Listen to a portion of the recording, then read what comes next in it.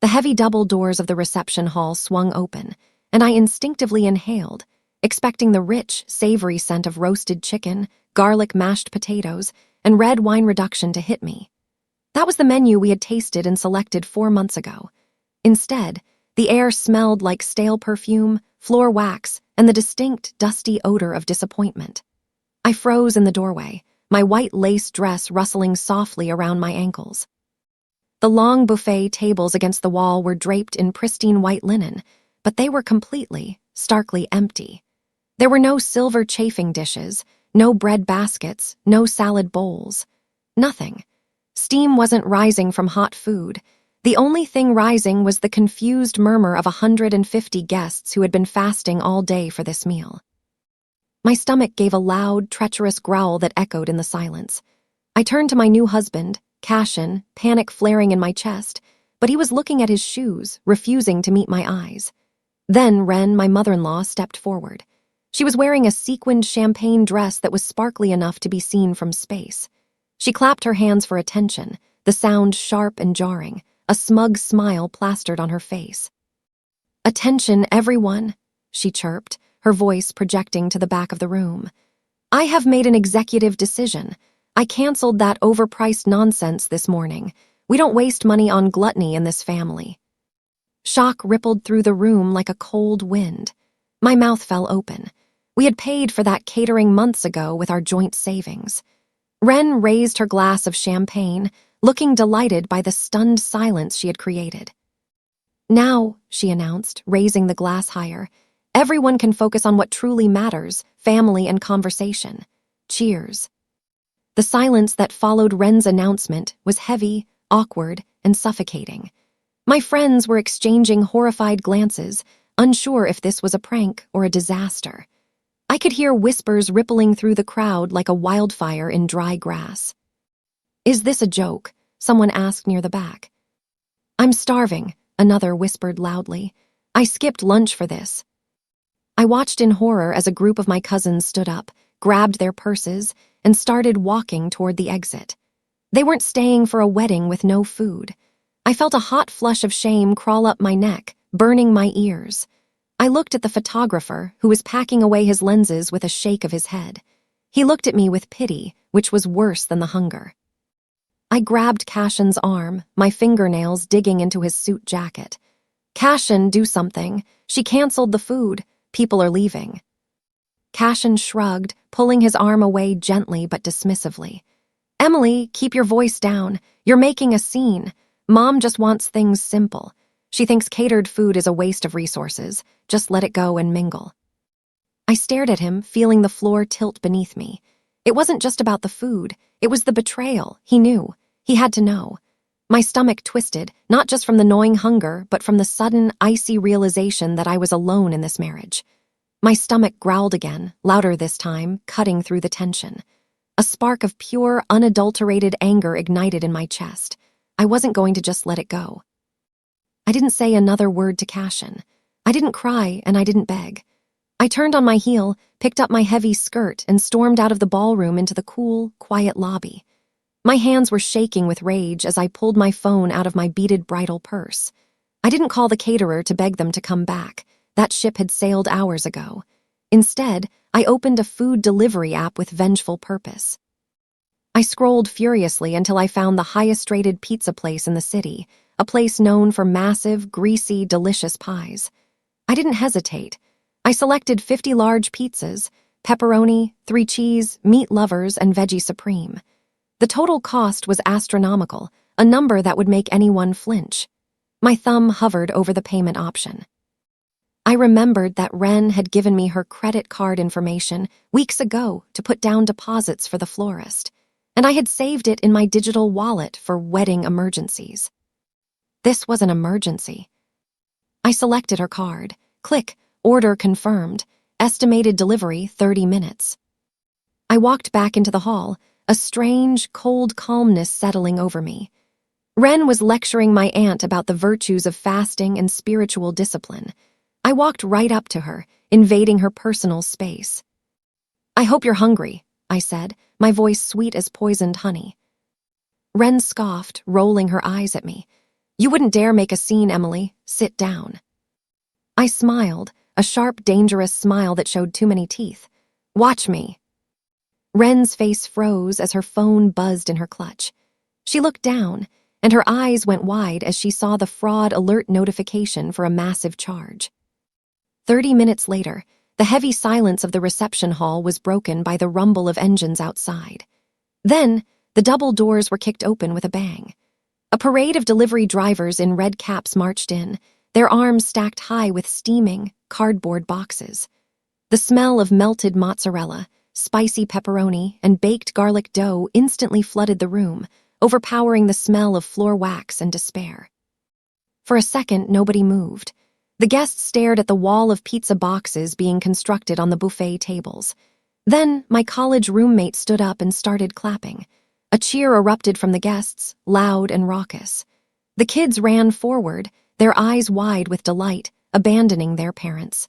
The drivers began stacking the boxes, building a literal tower of pizza. Dig in, I shouted, grabbing the first slice of pepperoni. It's on the mother of the groom. The tension broke instantly. Laughter replaced the whispers. People were grabbing slices, tearing into crusts, and toasting with soda cans. It was chaotic, tacky, and absolutely wonderful. It saved the night. I looked over at Wren. She was standing in the corner, her face a mask of absolute mortification. She looked like she had swallowed a lemon whole.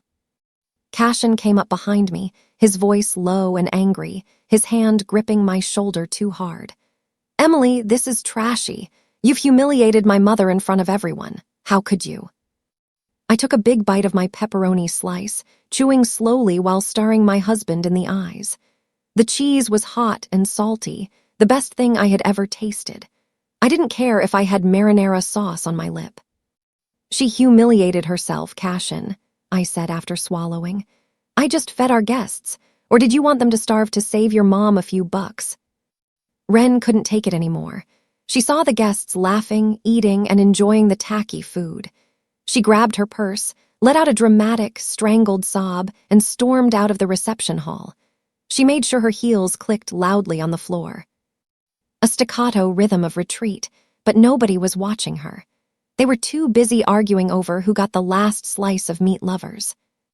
I waited for Cashin to defend me. I waited for him to tell his mom to come back and apologize for ruining the dinner. Instead, he looked at me with deep disappointment, shook his head as if I were a naughty child, and turned to run after her. Mom, wait, don't go, he called out, his voice desperate. I stood there in the middle of the dance floor, holding a half-eaten slice of pizza. The guests were cheering, the DJ had started playing an upbeat song, and the party was finally alive. But inside, I felt cold. My groom had just walked out of our wedding to comfort the woman who tried to ruin it. I was surrounded by friends, yet I had never felt more alone. Then my phone rang. It was the original catering company. Hello, Emily. We're just calling to confirm the cancellation fee.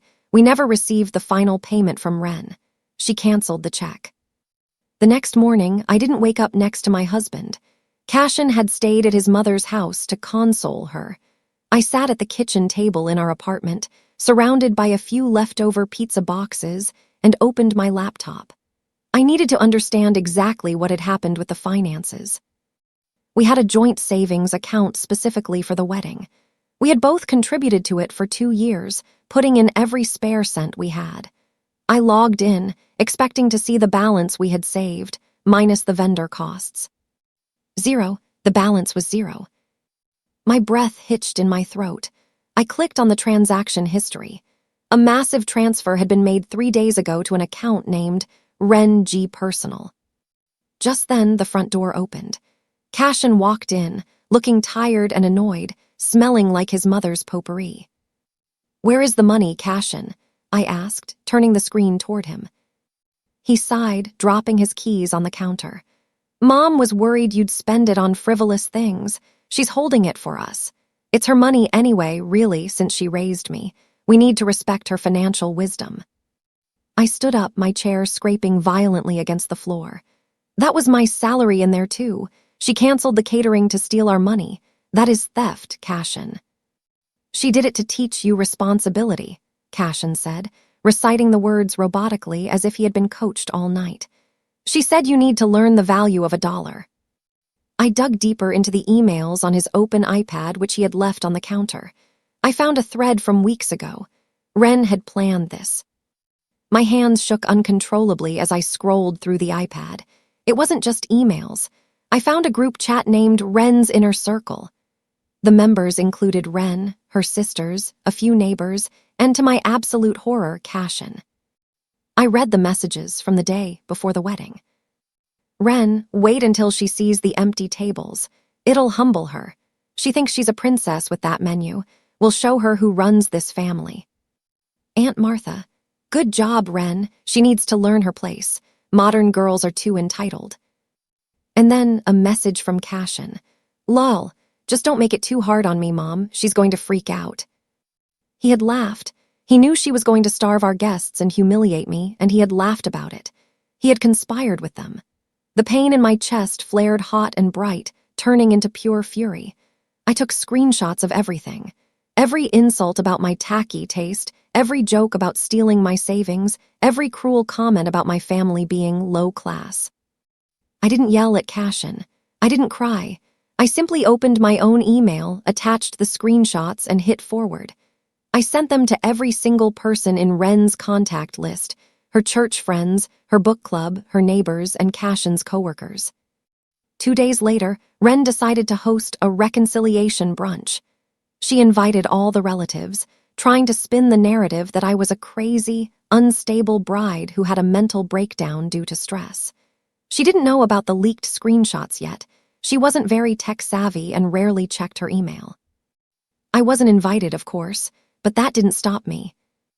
I baked all night.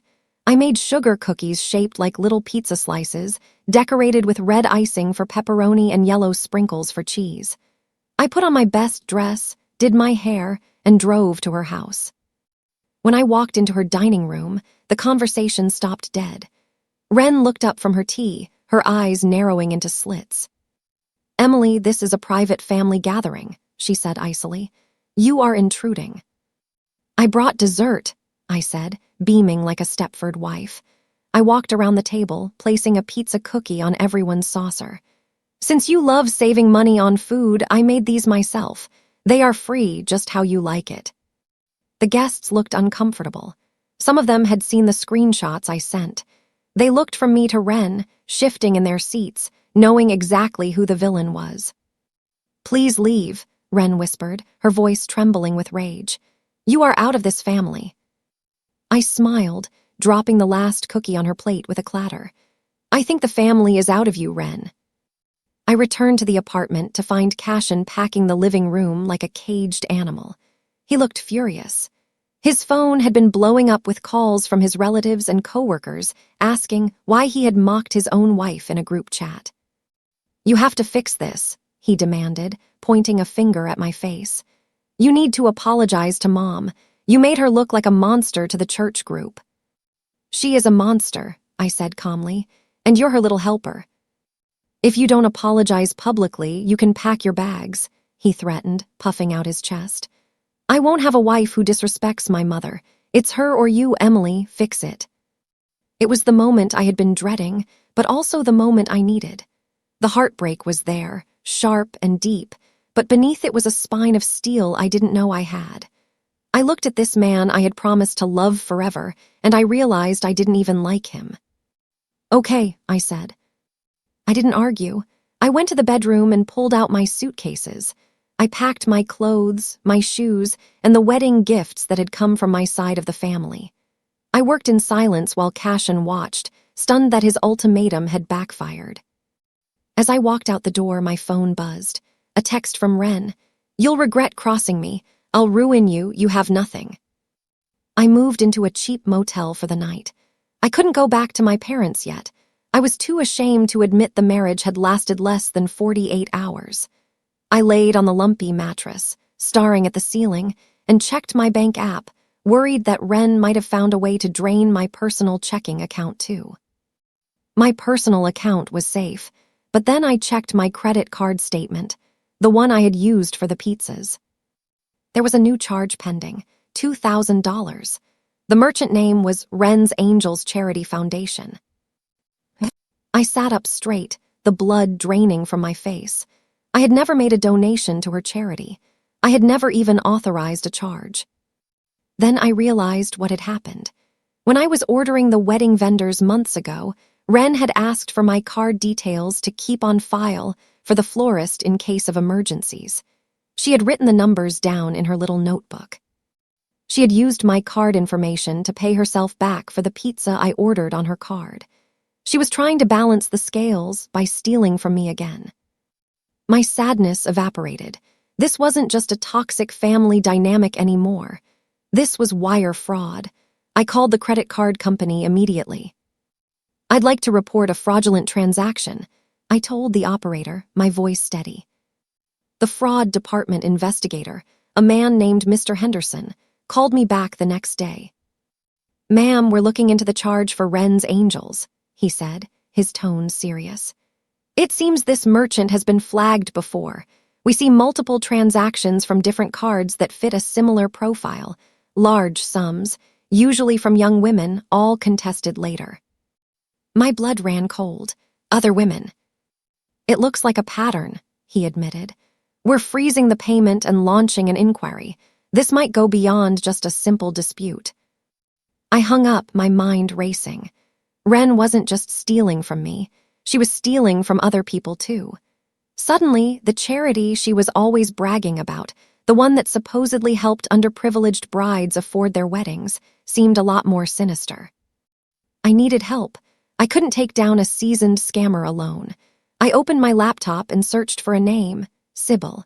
She was an old high school friend who had become an investigative journalist for a popular online news site. I found her email and started typing. Subject: "My mill stole my wedding, my money, and I think she's running a charity scam." Sybil met me at a coffee shop 2 hours later.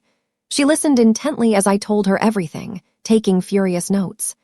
I started with the canceled catering, showed her the pizza receipts, the group chat screenshots, and finally, the fraudulent credit card charge. "This is gold, Emily," Sybil said, her eyes lighting up with professional interest. "But it's also dangerous. If she's defrauding people, she won't go down without a fight. Are you sure you want to do this?" "I don't care about the danger," I said. "I want people to know who she really is. I want my money back." Sybil set up her recorder. "Start from the beginning. Don't leave anything out." I poured my heart out. I talked about the humiliation, the hunger, and the realization that my husband was complicit. It felt good to say it out loud. It felt empowering to turn the trauma into a weapon. Sybil published the article the next morning. The headline was simple but effective. "The Pizza Bride: How One Woman Fed Her Guests After Her Mill Starved Them." By noon, it had 10,000 shares. By dinner, Wren's picture was on the evening news under the banner, "Viral Wedding Horror Story." The story went viral faster than I could have imagined. The internet loved the pizza detail. They hated Wren. Comments flooded in from all over the country, calling her the mother-in-law from hell and praising my quick thinking.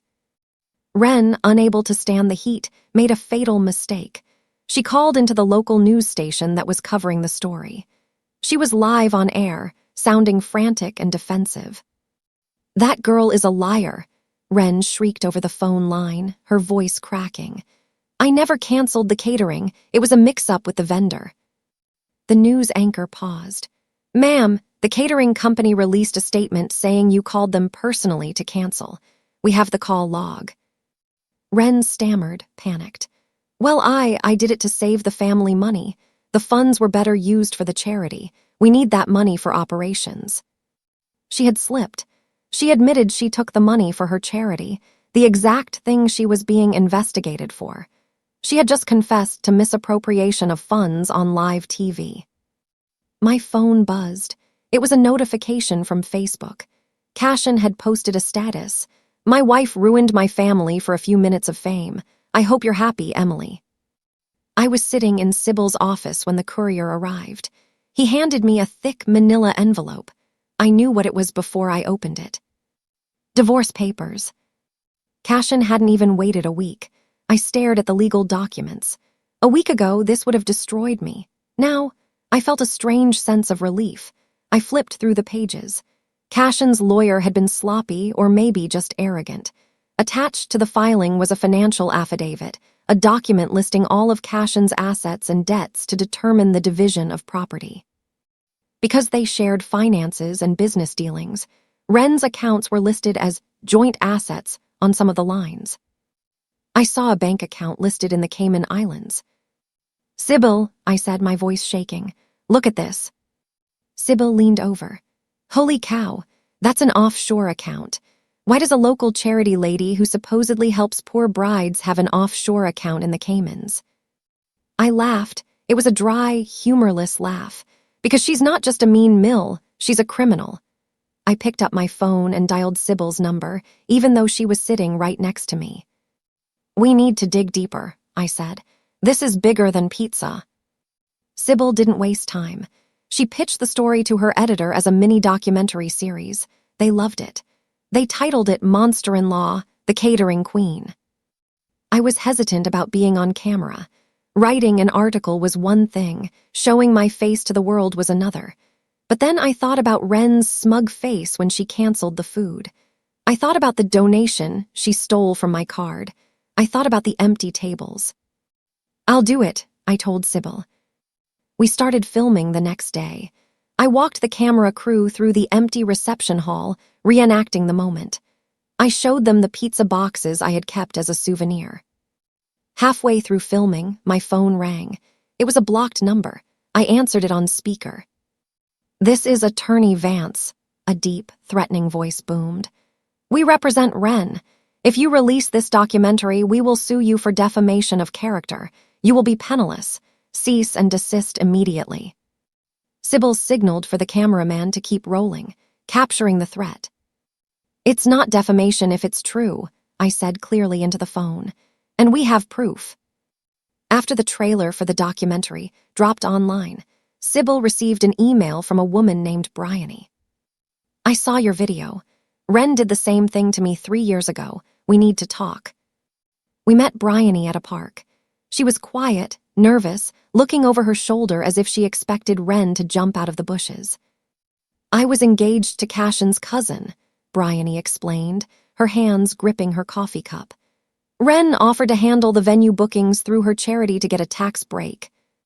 I gave her $20,000. The venue was never booked. She kept the money. When I tried to tell the family, she turned them all against me. She said I spent it on drugs. I lost everything." "She uses the weddings," I realized aloud. "She uses brides to launder money. She takes the deposits, cancels the vendors, keeps the cash, and writes it off as a charitable donation or consulting fee." Bryony nodded, tears in her eyes. "Exactly, and nobody believes the crazy ex-girlfriend." "We need to catch her in the act," Bryony said. "She's greedy, she won't stop." We hatched a plan. Bryony still had contacts in the wedding industry. We created a fake persona, a wealthy heiress looking to plan a lavish wedding in the city. Bryony reached out to Wren, claiming she had heard Wren was a master planner for exclusive events and wanted to donate to her cause. Wren took the bait instantly. The promise of money was like blood in the water for a shark. We set up a meeting at a high-end restaurant. I wore a black wig and large sunglasses, sitting at the table right behind them with Sybil. Bryony played the part of the heiress perfectly. "I want to make a large donation to your foundation," Bryony said loudly enough for our hidden microphones to pick up. "In exchange for discreet handling of the vendor funds, I need to move some assets." "Of course, darling," Wren purred, sipping her wine. "I can make all the receipts disappear. It's a standard service I offer for family. I have accounts offshore that are very private." I felt my heart pounding against my ribs. She was admitting it. Suddenly, Wren stood up to go to the restroom. As she passed our table, she paused. She looked at me. My sunglasses had slipped slightly down my nose. "Emily," she whispered. Wren's face twisted into a snarl. She lunged toward our table, ignoring the other diners. "You little rat," she hissed, her voice dripping with venom. "You set me up." Bryony stood up, blocking Wren's path. "It's over, Wren. We know about the money. We know about the scams." You think anyone will believe a bitter ex-wife and a reject? Ren spat, smoothing her expensive jacket. I am a pillar of this community. I have status. You have nothing but pizza boxes. I stood up slowly, removing the sunglasses. I held up my phone, which was recording audio. I tapped the screen, and her voice played back loud and clear. I can make all the receipts disappear. It's a standard service. We have everything, I said. Ren's eyes went wide. She realized the trap had snapped shut.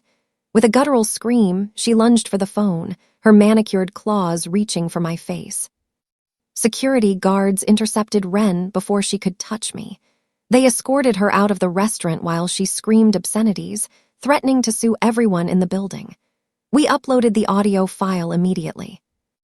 Within hours, the internet exploded. The hashtag #HashPizzaPayback began trending again, this time alongside Rengate. The audio was damning. There was no spinning this. I became a symbol overnight. People weren't just calling me the pizza bride anymore. They were calling me the icon of calm revenge. Memes of me eating pizza while Ren screamed circulated everywhere. Ren went silent. She deleted her social media. Her neighbors reported that the lights in her mansion were off. She had disappeared from town, hiding from the shame and the looming legal storm. I sat in my apartment, watching the view count tick up on the video. 1 million, 2 million. It felt like victory, but I was still waiting for the final shoe to drop. I knew Cashin would resurface. A week later, there was a soft knock at my door. I looked through the peephole. It was Cashin. He looked terrible. Unshaven, wearing wrinkled clothes, eyes red from crying. I opened the door but kept the chain on.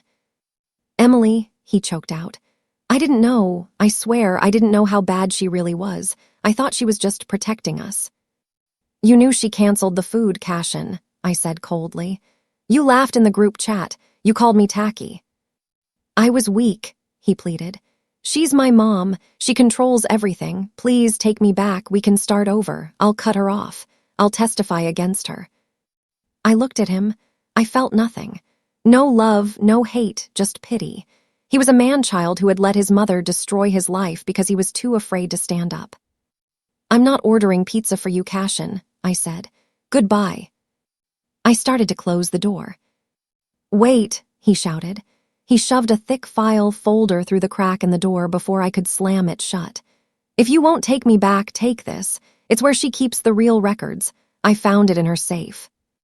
I locked the door and picked up the folder. My hands trembled as I opened it. Inside were receipts, bank transfer logs, and emails. It was worse than we thought. Ren wasn't just stealing from brides. She was stealing from grieving families. There were records of funeral donations that she had diverted into her personal offshore account. She had taken money meant for headstones and caskets from families in her church. Oh my God, I whispered, covering my mouth. She's a ghoul. I called Sybil immediately. Get over here and bring the police contact you have. We spent the night organizing the evidence. It was undeniable proof of grand larceny, wire fraud, and tax evasion. The sheer scale of it was nauseating. At 6:00 a.m., there was a loud knock at my door. It wasn't Cashin. It was 2 police officers. Ms. Emily, one asked, we've reviewed the files your friend sent over. We need a formal statement.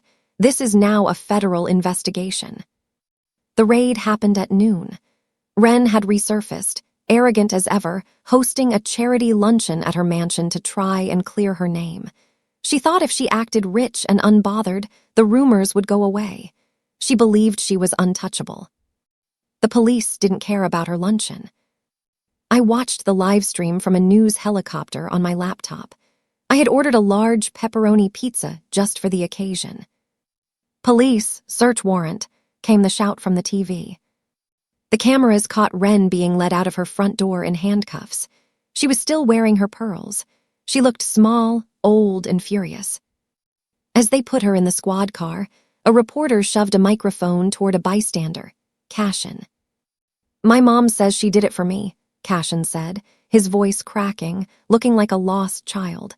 She said she needed the money to secure my future. I took a bite of pizza. She secured your future all right, I mumbled. A future of visiting ours. The trial took place 3 months later. The courtroom was packed. Wren's new lawyer tried to paint me as a vindictive daughter-in-law who had framed a sweet old lady because of a dress dispute. Wren took the stand and sobbed. She ruined my life because I didn't like her dress. It's a vendetta. I am a victim of cancel culture. Then it was my turn. I walked to the stand, swore to tell the truth, and sat down. I was calm. I told the story from the beginning, the empty tables, the hunger, the theft, the lies. I looked Wren in the eye the entire time. I didn't want revenge, I told the jury. I just wanted to feed my guests. She's the one who turned it into a crime. It was emotional catharsis. Every word I spoke felt like I was reclaiming a piece of myself that she had tried to steal. When I finished, the courtroom was silent. Even the judge looked impressed. The jury went into deliberation. We waited. The verdict came back in record time. Guilty on all counts. Fraud, embezzlement, and grand theft. Wren screamed as the judge read the sentence. 10 years in federal prison. As I walked out of the courthouse, reporters swarmed me. They were shouting my name, holding out microphones. Emily, Emily, how does it feel?